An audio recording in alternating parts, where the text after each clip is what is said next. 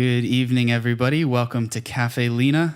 Thank you for tuning in for Storytelling Night. The fourth Tuesday of every month is Storytelling Night here at Caffe Lena. Typically, the format is an open mic where there's a featured storyteller, but the rest of the night is open to 10-minute slots for people from all over the community.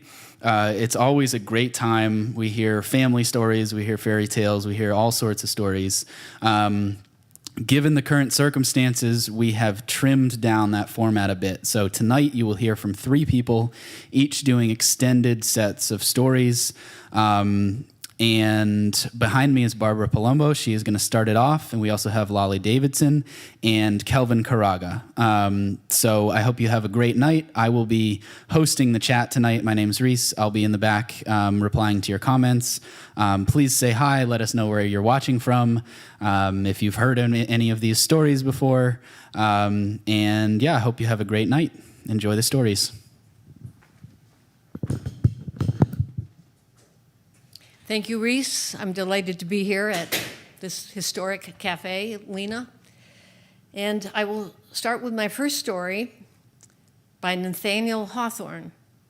Nathaniel Hawthorne was a great American writer, novelist, short story writer of the 19th century. His complete works are contained in a 22-volume set, and his style of writing was considered easy, natural, quiet. This story is a fanciful tale set in rural New England, and it revolves around a humble resident of the valley and how he learned wisdom from a work of nature. It's called The Great Stone Face. Nestled in a mountain range in northeastern United States is a beautiful, fertile valley. And in full view of the valley to the west is a natural rock formation that resembles a human face. There's the broad arch of the forehead, 100 feet in height, and the nose with its long bridge, and that vast mouth, which, if it could speak, would thunder from one end of the valley to the other. Many believed that the serenity and fertility of the valley was due to that great stone face that beamed across the land. Now, in one of the villages of the valley, there lived a young boy named Ernest. And Ernest lived with his widowed mother. And one evening, right around sunset, as they were sitting on their front porch, looking up at that great stone face, Ernest said, "Mother, if I ever met a man with a face such as that, I'm sure he would be a kind and wise man." His mother smiled down on him and said, "Well, son, that may happen yet, for you see, there's a prophecy handed down through the generations, saying that a child born in this valley, bearing the exact likeness of that great stone face, will grow to be a great and wise man." And Ernest never forgot those words his mother told him, and not a day passed that he did not look up at that great stone face and think about that man of the prophecy, and that gave him a sense of comfort and hope. For in that face, he saw honesty and love and justice. Now, a few years went by. Ernest was in his teen years now, when a rumor began to circulate throughout the valley that a man who had been born in the valley and who had amassed a great fortune was returning now to spend his final years there. And it was said that he was, in fact, that prophetic man foretold from ages past, who bore a striking resemblance to that great stone face. And so there was a lot of excitement in the valley, and plans and preparations were made for the arrival of this rich merchant. And on the day that he came, people came from all over the valley, and they gathered to see him. And when that merchant stood up before the crowd with the mountain at his back, the people began to exclaim, look, the prophecy has come true. He's the exact image of the great stone face. And as the crowd cheered, well, Ernest looked on in disbelief. That merchant's face looked nothing like that gentle countenance he looked upon each evening. And he just turned away and greatly disappointed by the reaction of the crowd. Now, some years passed. Ernest was a young man now, and from his daily meditations on the great stone face came extraordinary thoughts and wisdom, but he was very quiet. He kept to himself. He lived very simply, and so he attracted little attention from the inhabitants of the valley. By this time, the rich merchant had passed away, and the people finally conceded that he really never resembled the great stone face after all. But soon their hopes were raised again when they received word that another native son, a general, was returning to the valley. And people who knew this general were ready to testify that he bore an uncanny resemblance to the great stone face. And so now, once again, there was a lot of excitement and plans and preparations were made. This time for an elaborate festival and a parade in honor of the military hero. And when the general arrived, people left their homes and their work from all the villages all over the valley, and they came to see him.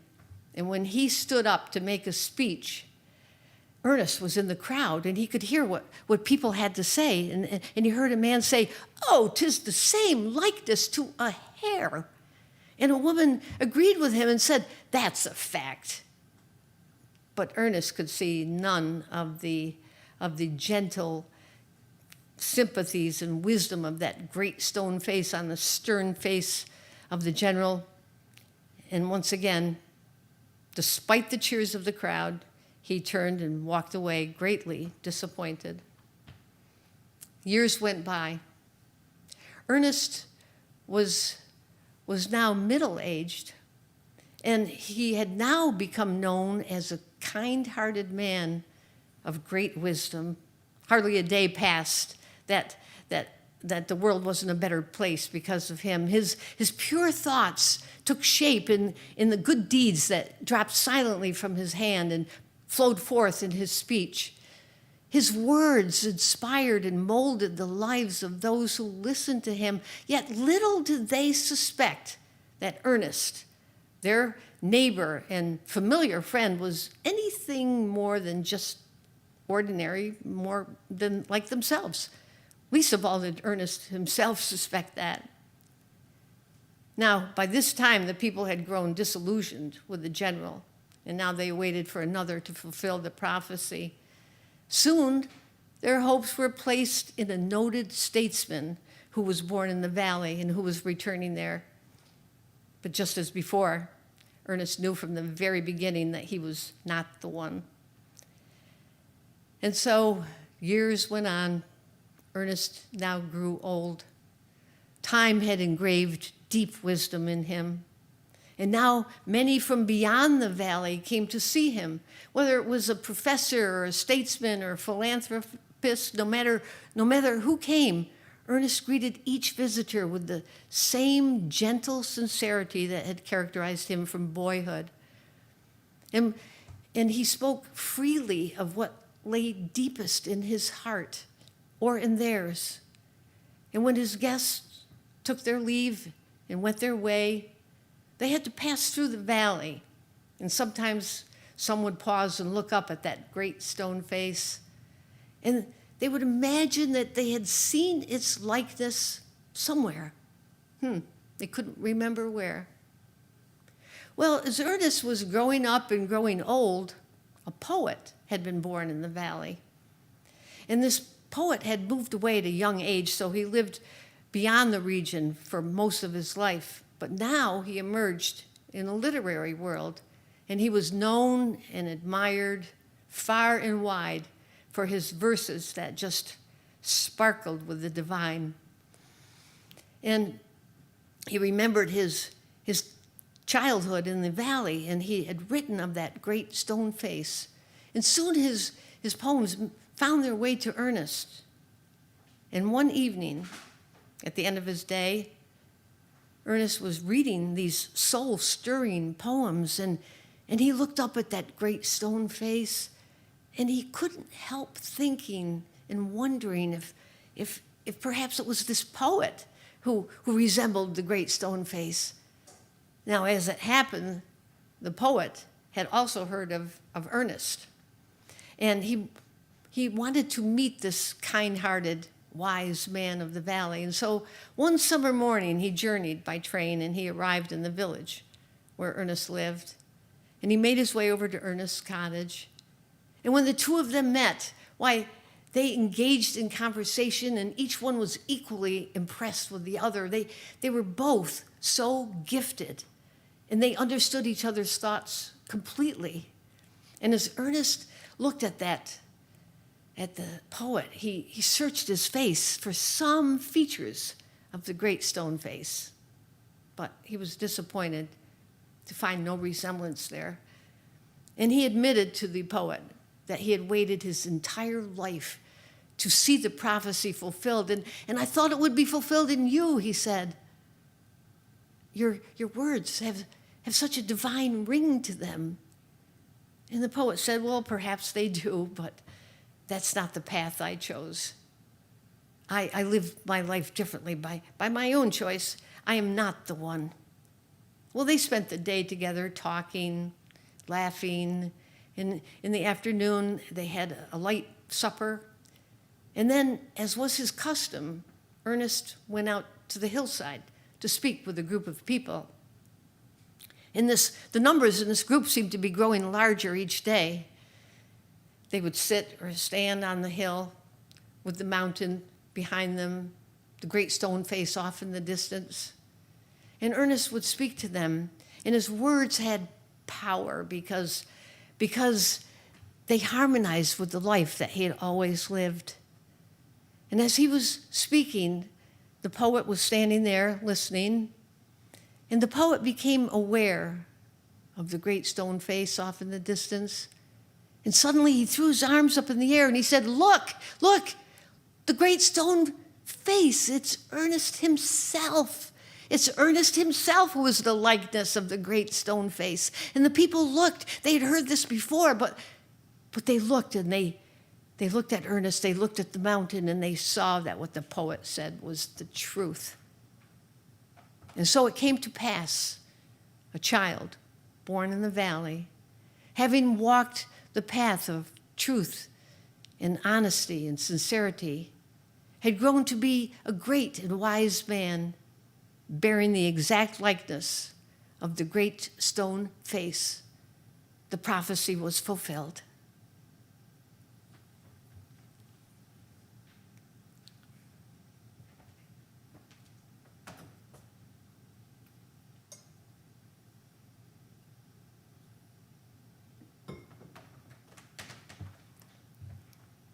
Now, this next story is another American classic written by Frank Stockton.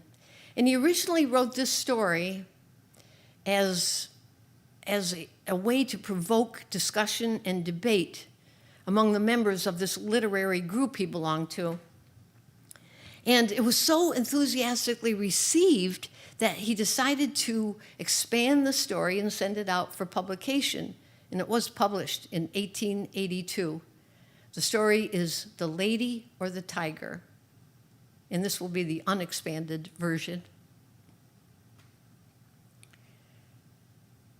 Long ago, in the very olden days, there was a semi-barbaric king.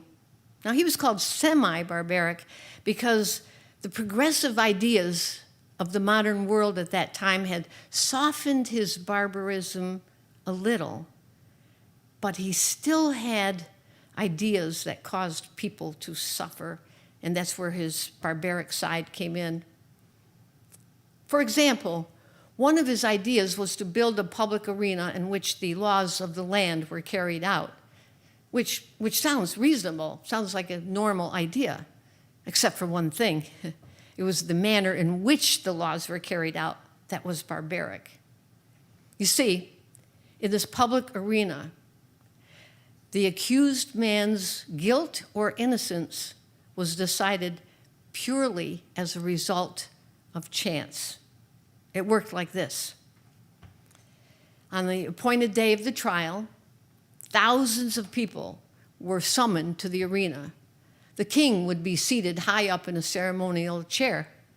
And directly opposite him, on the other side of the arena, were two identical doors, side by side. At a given signal from the king, a door below him on the arena level would open, and the accused man would step out. He would bow to the king, as was the custom, and then he would have to turn and walk across the arena and choose one of those doors to open the door. Now, he wasn't forced, he wasn't guided. The choice was his. Strictly a matter of chance. Now, behind one door was a vicious, hungry tiger. And if he opened that door, the tiger would, of course, immediately attack him and rip him to shreds. And that would be punishment for his guilt. And then after his death, bells would toll. Paid mourners would wail and scream and cry. And all the people in the arena would leave and make their way to their homes in silence. But if he opened the other door, a lady would step out. And this lady was chosen especially for him. And as reward for his innocence, they would be married right there on the spot. Everything was ready. They would be married. Now, maybe the lady was engaged to someone else, or the man didn't love her, loved another woman, and they didn't want to get married. That little detail did not bother the king in the least. Nothing would interfere with his method of punishment and reward. So after the wedding ceremony, which took place very quickly, bells would ring joyfully. People would cheer. And the man would then lead his bride to his home behind children who were throwing flowers on the path. And that's how the justice worked in this semi-barbaric country. The king saw nothing wrong with it. He saw nothing unfair about it. After all, the man was free to choose either door, so the matter was in his own hands. And the king liked it because it was very popular among the people. They never knew when they came to the arena if they would see a bloody killing or a happy wedding. So they were always interested. Now, the king had a daughter who was the apple of his eye. She was very beautiful. And she was a lot like him in many ways. Now, it happened that she fell in love with one of the king's courtiers, a handsome, strong, brave young man. Unfortunately, he was not of royal blood, and so their love affair had to be kept secret.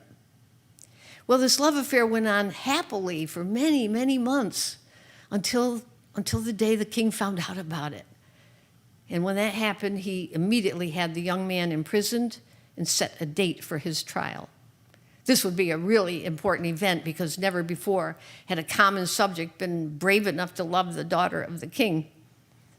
And to get ready for the trial, all the tiger cages were searched for the most savage one. And once that one was chosen, it was not fed until after the trial, if necessary. And with equal care, the country was searched for a beautiful woman.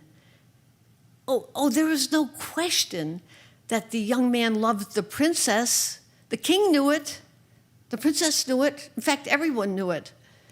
But the king did not let that fact stand in his way. No. In any case, he knew the young man would be disposed of regardless of which door he opened. And so he was eager to see the series of events unfold, whichever way the trial turned out. So now the day of the trial came. The king the queen, the advisors, the princess, everyone, they were in their place. Everything was ready. The king gave the signal. The door was open. The young man stepped out into the arena. He was tall and handsome, just beautiful to behold, really. The crowd wasn't expecting such a fine-looking young man, and there was an audible gasp among the crowd. And there were low murmurs of tense talk. Then the young man bowed before the king. But instead of making eye contact with the king, he fixed his eyes on the princess who was sitting to the right of her father. Now this princess had more power, more influence, more force of character than anyone who had ever been interested in such a case. And from the moment she heard that her lover's trial was going to be held in the public arena, she thought of nothing else, night or day. And she was able to do what no other person had ever done before. She was able to find out the secret of the doors. It took a bag of gold and the power of the princess, but she knew behind which door stood the tiger and behind which door waited the lady. And not only that, she knew who the lady was. One of the most beautiful women in the kingdom. And this princess had seen her looking at her lover and trying to make conversation with him at times. And she despised this woman with all the intensity of the blood that ran through her from all that long line of cruel ancestors. And now her lover's eyes met hers. He expected her to know the answer. She was his only hope. And in that brief second, his eyes asked the question, which one? And the princess, without raising her hand, she just made a quick gesture with one finger to the right. And so he turned, and with a quick, firm step, he crossed the empty area of the arena. Every eye was on him. Every breath was held. Every heart pounded. He walked over to the right door, the one on the right, and he opened it. And now you're probably wondering who came out of the door, the lady or the tiger? Well, that question, the more we think about it, the more difficult it is to answer. It requires a study of the human heart. Oh, don't think of the way that you would answer the question. No. Think of how that princess would answer it. That hot-blooded princess. Her soul at a white heat under the fires of sadness and jealousy.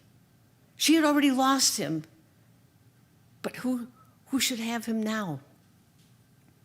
How often in her waking hours and even in her dreams had she imagined in wild terror the thought of the man she loved opening the door to the tiger with its sharp claws and teeth. Oh, but how much more often had she thought of him opening the other door to the lady? How she ground her teeth and tore her hair at the thought of the two of them embracing, how her soul burned in pain when she thought she had to watch them get married right before her eyes and then walk on that path of flowers amid the happy shouts of the crowd in which her own one sad cry would be lost. Wouldn't it be better if he just died instantly and waited for her in that blessed place of the future?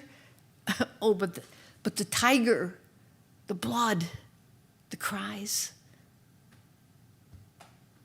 She showed her decision in just that quick moment with that flick of the finger. But it had taken days and nights of agonizing thought and worry before she knew what she was going to say, what she was going to answer. She knew he would ask. She knew it. And she flicked her finger to the right. Now, the question of her decision is not one to be lightly considered. No, in fact, the author himself, Frank Stockton, he did not want to set himself up as the only person to answer this question.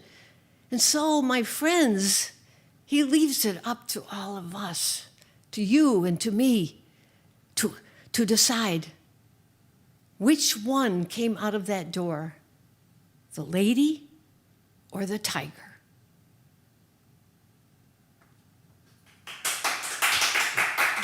Thank you. Well, thank you.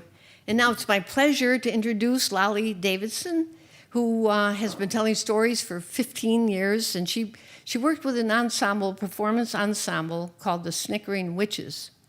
And she's going to tell stories about what you will learn when you hang with trees.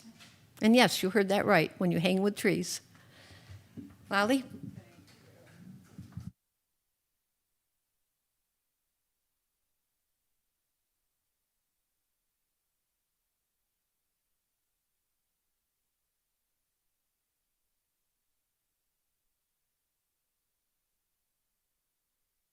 Evening, everybody, and to our 4 audience members in the flesh, and to the thousands of audience members out there, and to some of my friends who I know are out there. My Spanish teacher from high school, Pilar, said that she'd be watching with a piña colada, so I hope you're out there, Pilar.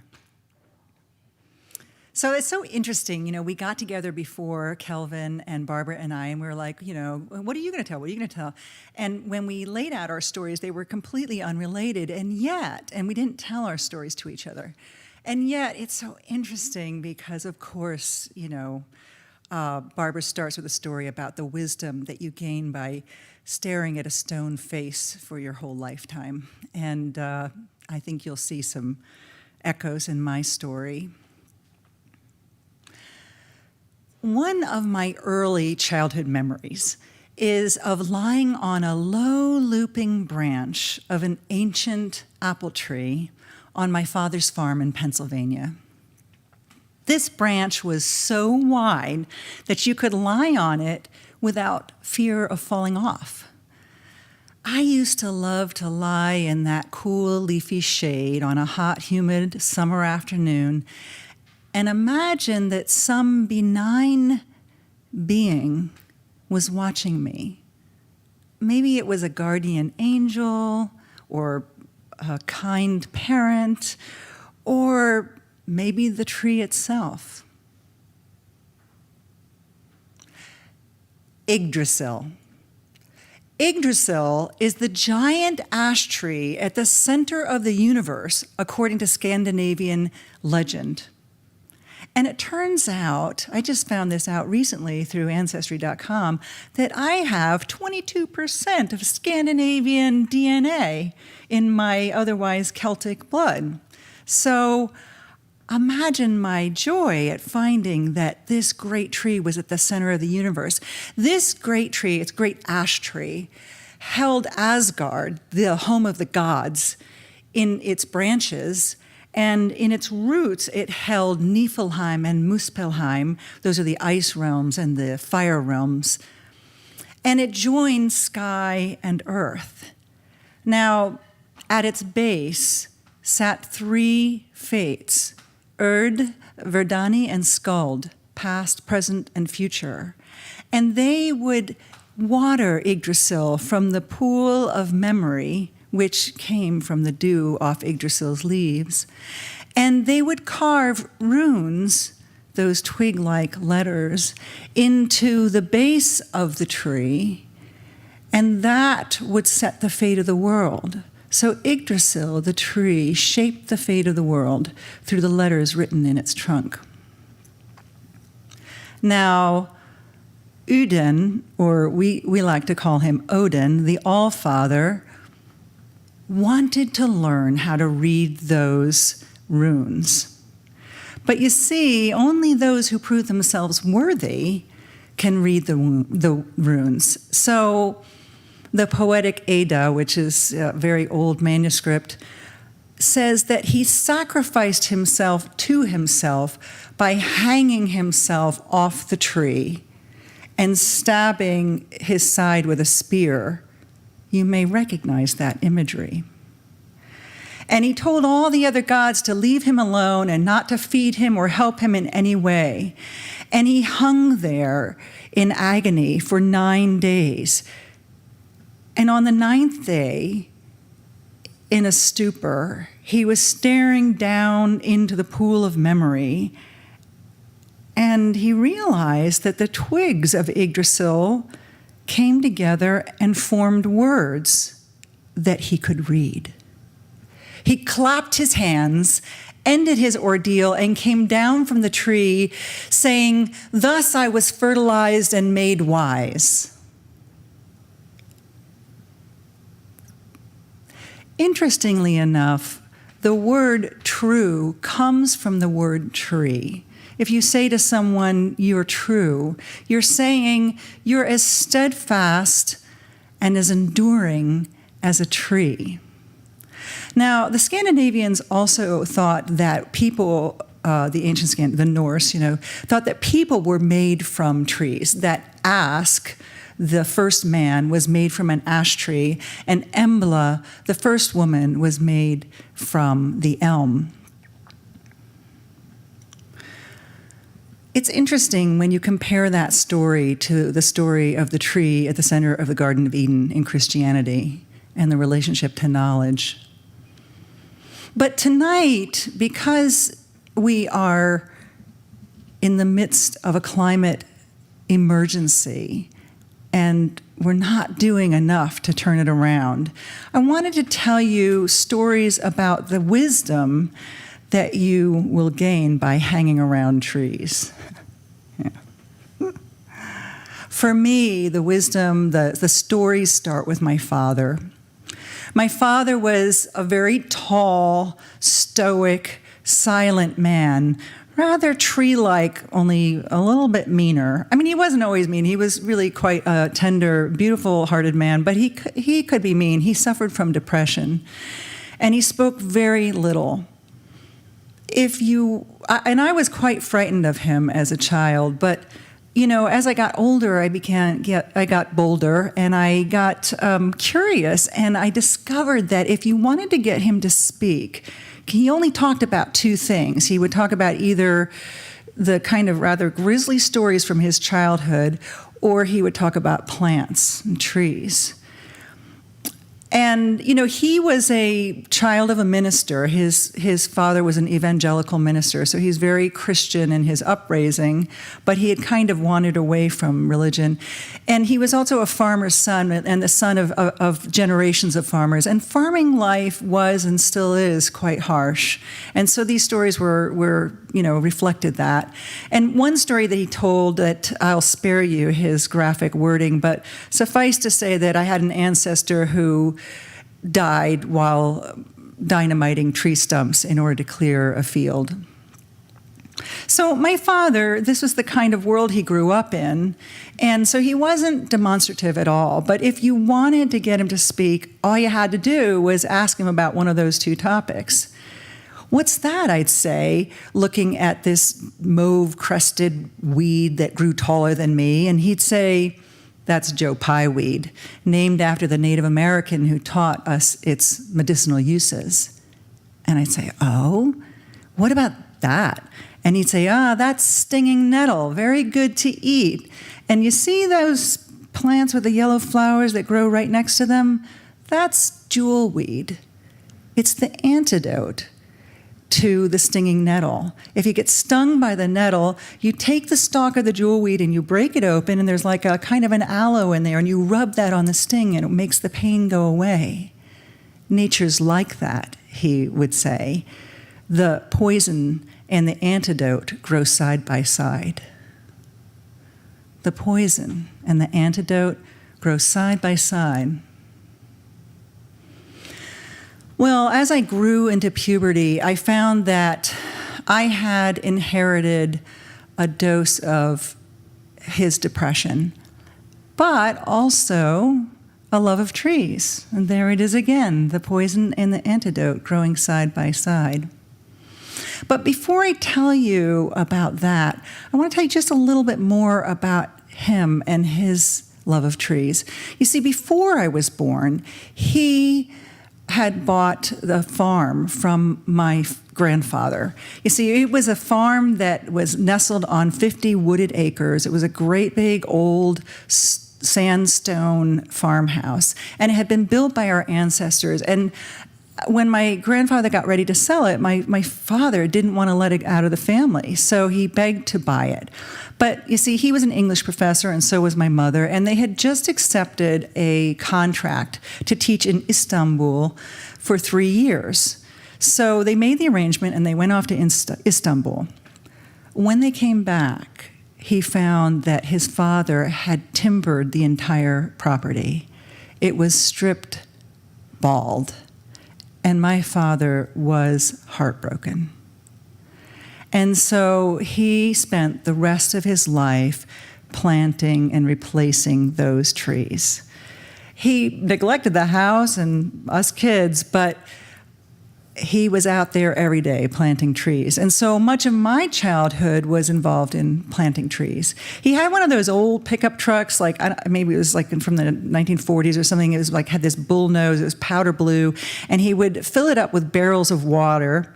And then, we would jump into the back and we'd go jostling over the stubbly fields with the water splashing all over us. And then we'd stop beside some of the saplings that he had planted, and we'd take a bucket and we'd water them. And we had to do that once a week. So, by the time he died at the age of 93, we held the memorial service on the farm. And we sat in a circle under trees that, in my childhood were just these scraggly, crooked saplings. And now they were 50 feet tall, and they caught the wind in their broad, leafy crowns, and they shaded and cooled and comforted us with the fruits of their and his lifelong labor. So, as I was saying, by the time I hit adolescence, I discovered that I was a bit depressed, but I often looked to trees for help. I was consumed with this, maybe because I was the grandchild of a minister, this idea that I needed to be good. But I was also, a very strong part of me also wanted to just take care of myself. And I felt like I was selfish. And so when I felt terribly selfish, I remember one day looking at this beautiful chestnut tree, and it was huge and strong and silent and enduring. And I saw how it had these massive roots that sank deep into the ground, and it spread its broad leaves, and it took as much as it needed, no more, no less. And in doing that, when it took all the nutrients from the soil and the sun from the sky, it turned all of that into this beautiful, powerful, silent plant that sifted the air for us and helped us to breathe.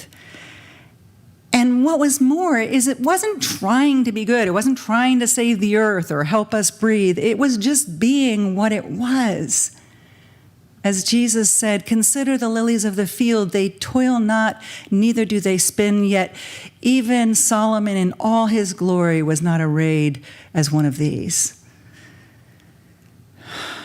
So I took from that if you took what you needed, no more, no less, and you turned that in towards yourself, and you allowed yourself to grow into what you truly were meant to be, that, like a tree, you would be a blessing to the world. It's a bit of a leap of faith, I admit.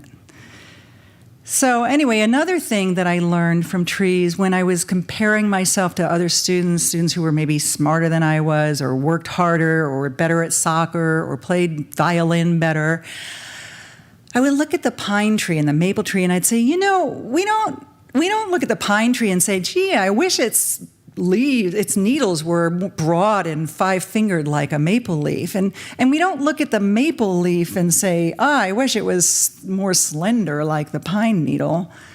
No, we just accept these trees as they are, both beautiful, both different, both needed. So that was the second lesson. And then another lesson I learned was when I was feeling kind of, like I had been scarred by depression, and depression kind of made me not a very fun person to hang around and maybe not a great conversationalist. And I was worried that I was scarred by my childhood. And I would look at a tree that had been struck by lightning and half of it lay on the ground. And I saw that all the other branches were just as beautiful, if not more beautiful, because of their strange, new, exotic shape.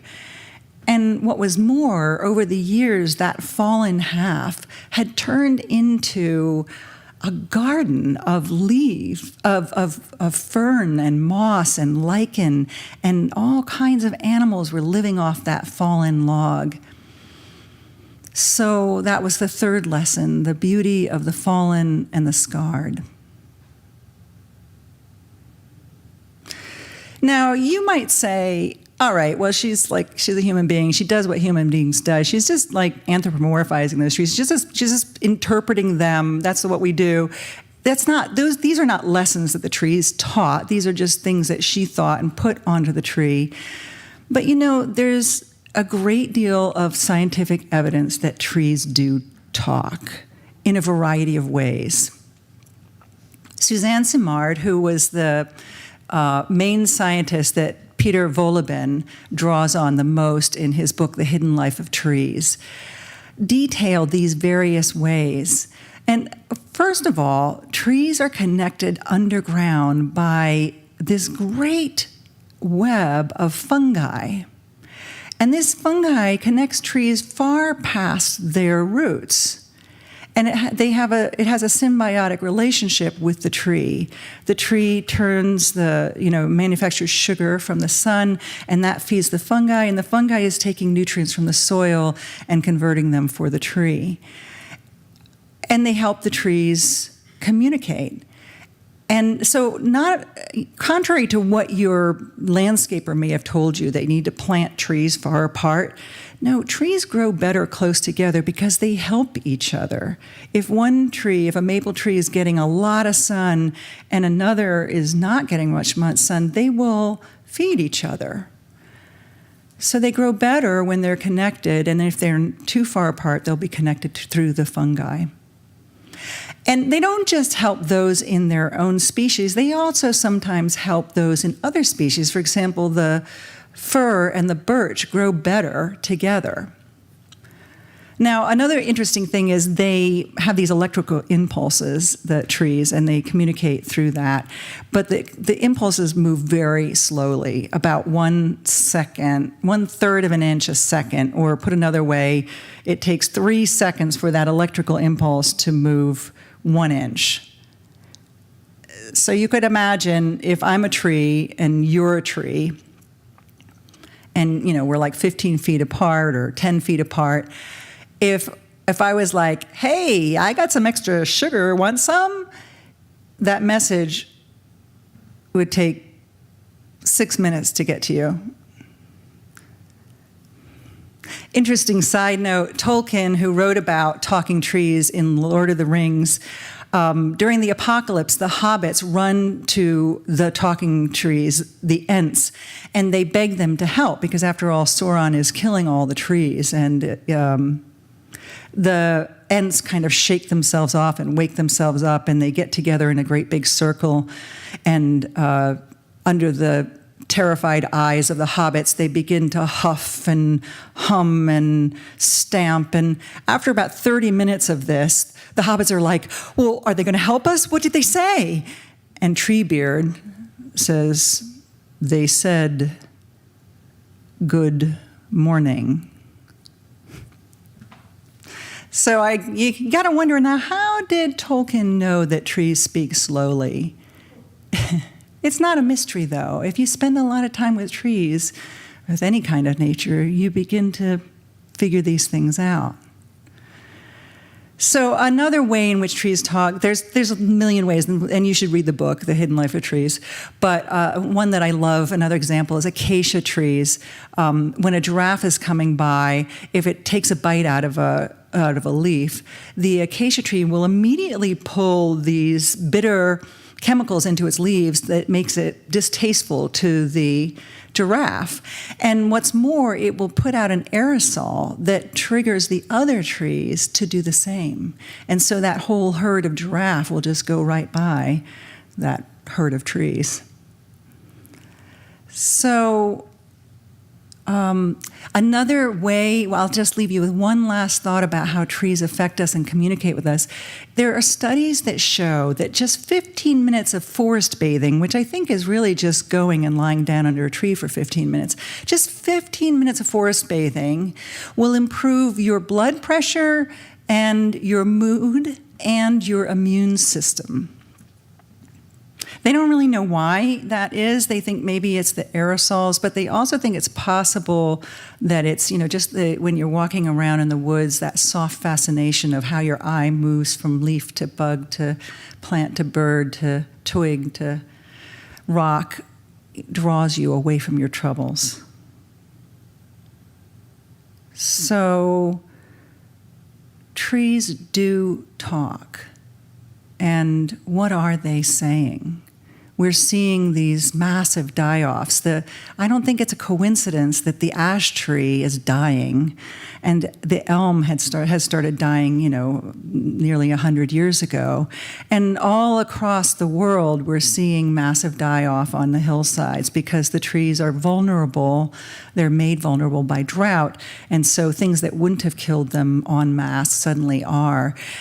And I was going to say tonight, so you got to go out there and you got to drop everything. This is an emergency, and you got to drop everything and go and fight to save the trees and save the planet and save ourselves to boot. But then the pandemic happened, and now we are watching this amazing uprising against racial injustice. I think, maybe because of the pandemic, we were all at home and able to watch that terrible video of George Floyd being killed by a white man with no expression on his face. And we heard his last words as he said, "Please, I can't breathe." And as he called out to his mother as he died. And so there's been this tremendous upwelling of enough. And everybody, not just black people and brown people, but white people are coming out into the streets and saying, enough, enough. And, there it is again. The poison and the antidote grow side by side. Maybe that pandemic is what allowed us the time to really absorb this thing that's been going on for a very long time and gave us the energy to finally say enough. So how can I say to everybody, drop that, forget the dying black men, go out and save the trees? I can't say that. So as I was getting ready to tell these stories tonight, I went out to the trees and I did some stretching and some, yoga and just kind of some hanging out with them and just to see what maybe they would say. And at first, they said nothing. They're like that, But after a long time, I don't know if it's that they talked to me or if it's just that my mind slowed down and attuned itself to them. But after a while, this is what came to me. What came to me was, be slow.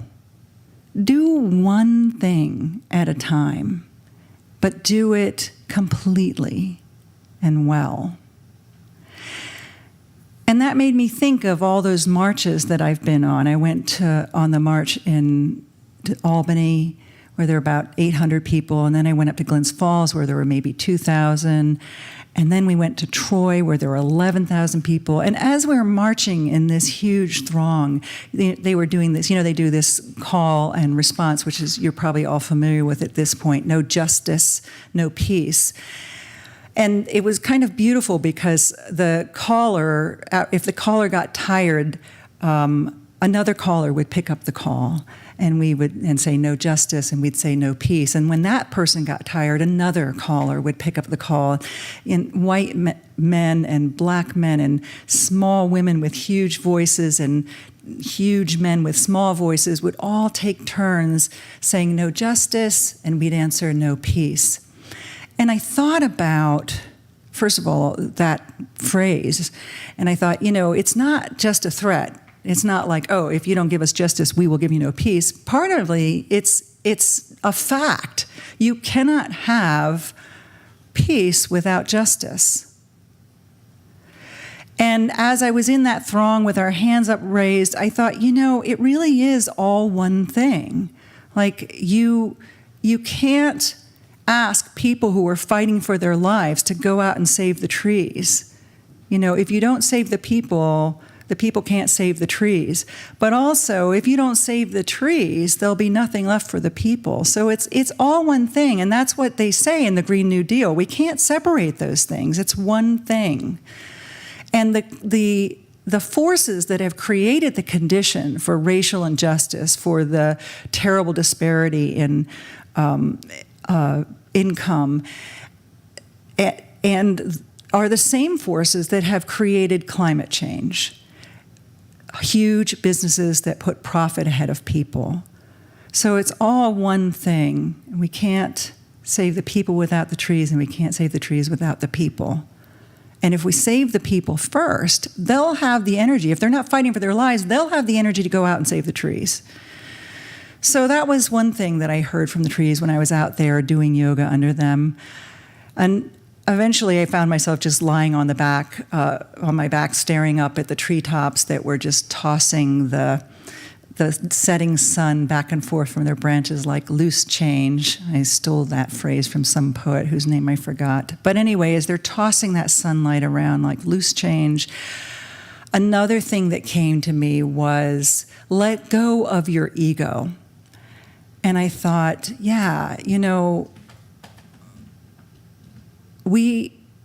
if you let go of your ego, everything you do is so much easier. For example, it's a lot easier to admit that you're racist. Like, why wouldn't I be racist? I've been raised in a racist society. But if my ego isn't invested in that, that's not a terrible, that's like something you go, oh, yeah, of course. And as soon as you say that, it's so much easier to let it go.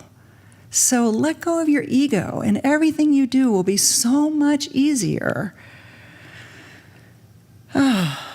Another thing I got as I was lying under those trees was, take up your statehood, stand with us, and in the statehood of trees, be one of us. We are all one thing.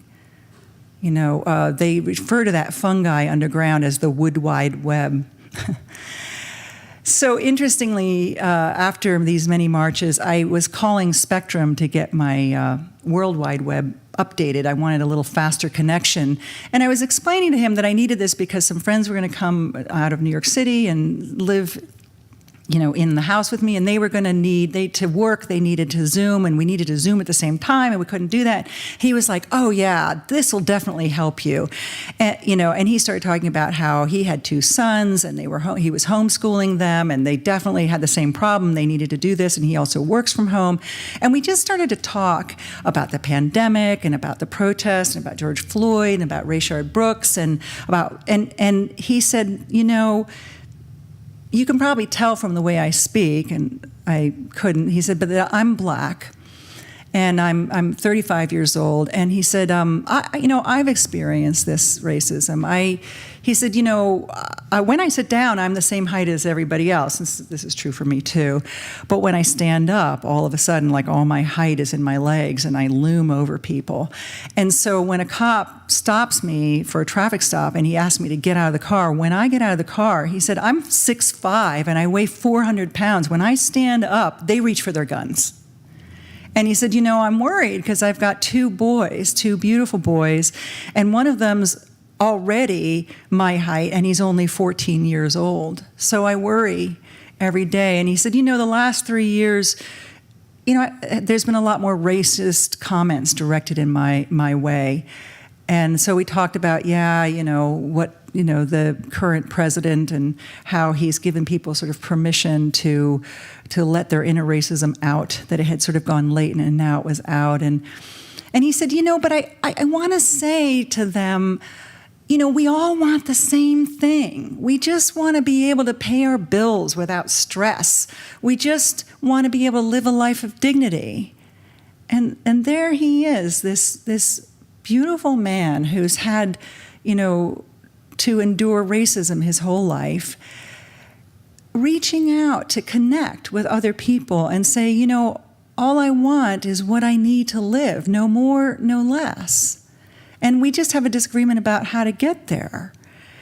And I said, it's, I think the reason why this is coming out is that and he started talking about global warming and climate change, and I thought how interesting that was was on his mind. And I said, I think as our resources become scarce and threatened, as we're seeing entire cities, burn to ash, and terrible floods, I think people are getting unconsciously afraid, and some people get meaner when they're threatened.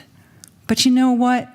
Some people also get a lot nicer, like this young man, this tall giant, this kind, strong, beautiful human being. So, we're all connected. I know it's kind of a cliche, but it bears repeating. And so these are some of the there's many more things you can learn by hanging with trees, but here's what I'll say to you. If you're feeling overwhelmed, like, which way do I go? Like, there's so many problems that we've got to address. What do I do first? What's the thing? First, go outside and go ahead, hug a tree. I know people think it's kind of tacky, but do it. Put your cheek right up against that rough bark and wrap your arms right around it. I'm really not sure it will hear you, and I'm not sure if you'll hear it, but one thing I know for sure is that you will feel how steadfast it is, how true. Let that life be our guide. Thank you.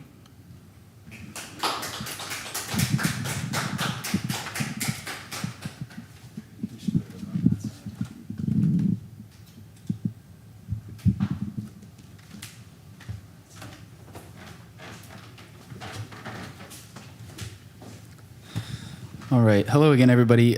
We have had a small change in plans tonight.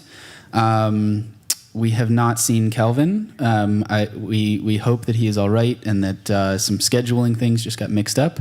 But as luck would have it, a guest of one of our storytellers tonight is Mary Murphy, who actually told stories at the last storytelling night and is willing to close our night with one story. So she's going to come up here and grab this mic. And I will leave you in the capable hands of Mary Murphy. She's going to close out the night.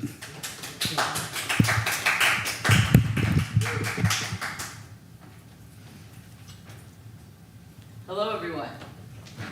It's nice to be back here on the stage. And my mic is in perfect shape right now. And I'm going to tell you a story of an old haunted house story. It's one of my favorites, and I hope you like it too. One time there was a preacher, and he wanted to see if he could banish a ghost from a house in his settlement. Now, this house had been haunted about 10 years, and several people had tried to stay there all night, because if you stay all night in a haunted house, it's supposed to get rid of the ghost. Well, everybody in town had tried, and everybody in town had failed to stay there all night because that ghost was so fearsome. But this preacher, he was a brave man, and he went up to that house. And he went on in. He had his Bible with him, and that's all he needed. And there was a fireplace, because the cold air that met him as he came into that room was fearsome too. And he built up a fire in the fireplace. And he moved a chair over to the fireplace, and he sat there, lit a lamp, and he started reading. Reading from this good book. And he had no trouble at all until just before midnight, when he heard something start up in the cellar. Something walking back and forth, and back and forth, and back. And then he heard something start to scream and get choked off. And he heard a lot of thrashing around and struggling. And finally, everything got quiet again. Well, I told you that preacher, he was a brave man. Anybody else would be out of that house in 2 seconds flat. But he didn't. He stayed there. He sat right back down, and he opened up his Bible, and he started to read again. He was shaking and he was shivering, but he was reading. But he didn't get more than 2 sentences read before he heard that thing starting up the cellar stairs. Step, step, step, closer and closer. Well, he was scared then, and he stood up, and he backed himself up against the wall, and he held his Bible out in front of him. The knob turned slowly, and the door opened wide. And the preacher, he said in a quiet voice, "Who are you? And what is it that you want?" Well, the ghost came right across the room, straight up to him, took hold of his coat lapels. It turned out to be a young woman, about 20 years old.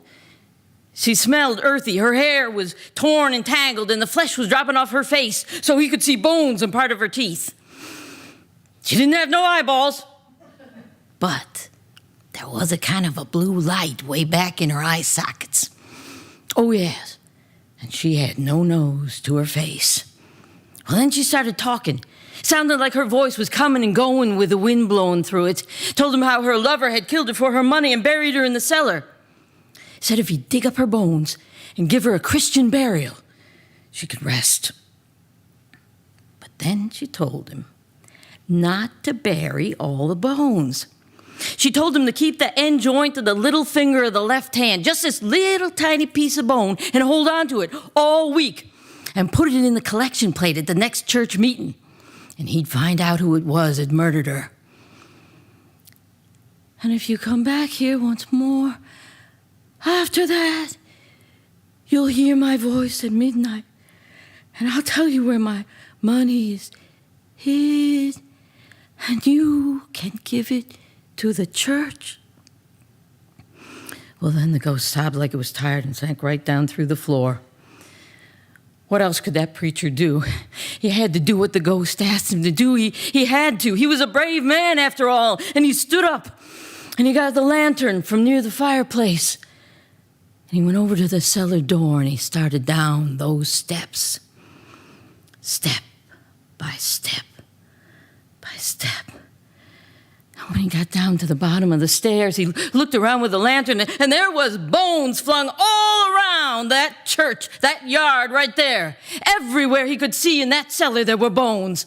And he gathered them all up. It took him all night long. But he gathered them. And it was just starting to be dawn when he took them upstairs.